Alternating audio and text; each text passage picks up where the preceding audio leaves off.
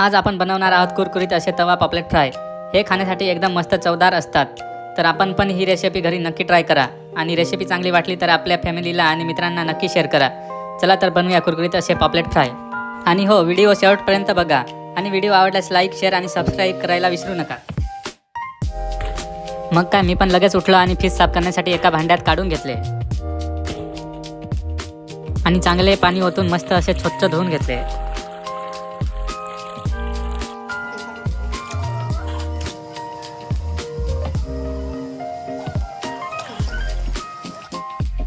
अशा प्रकारे मस्त स्वच्छ धुवून झालेत।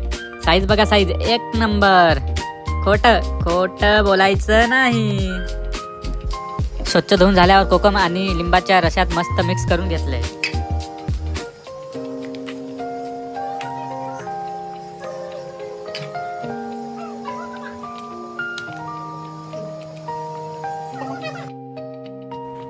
त्यानंतर लगेच मीठ, हळद, मसाला, लाल तिखट, मालवणी मसाला आणि धनिया पावडर घेतली आणि चांगलं असं मिक्स करून घेतलं।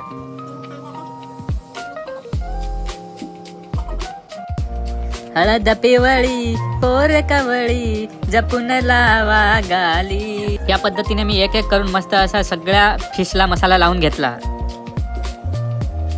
आणि 15 मिनिटे मॅरिनेशनसाठी तसेच ठेवले। आणि लगेच एका प्लेटमध्ये तांदळाचे पीठ आणि रवा तसेच मिरची पावडर, खारट मीठ, काळा मसाला आणि चाट मसाला टाकून मिक्स करून घेतला आणि लगेच त्याच्यात एक एक फिश टाकून मस्त असे कोटिंग करून घेतले आणि फिश फ्राय करण्यासाठी एक पॅन घेतला।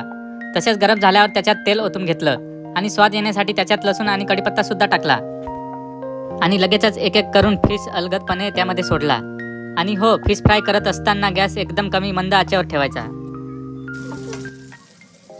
एका बाजूने चांगल्या प्रकारे फ्राय झाल्यावर लगेच दुसऱ्या बाजूने पलटून घेतले।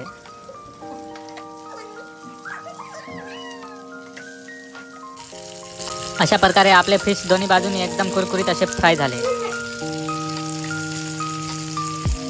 आता आपले फिश खाण्यासाठी एकदम रेडी झाले होते। माझ्या तर तोंडाला पाणी येत होतं। मी तर वेळ न वाया घालवता लगेच खायला घेतला। मित्रांनो, असेच व्हिडिओ बघण्यासाठी आपल्या चॅनलला सबस्क्राईब करायला विसरू नका। धन्यवाद। सुपर।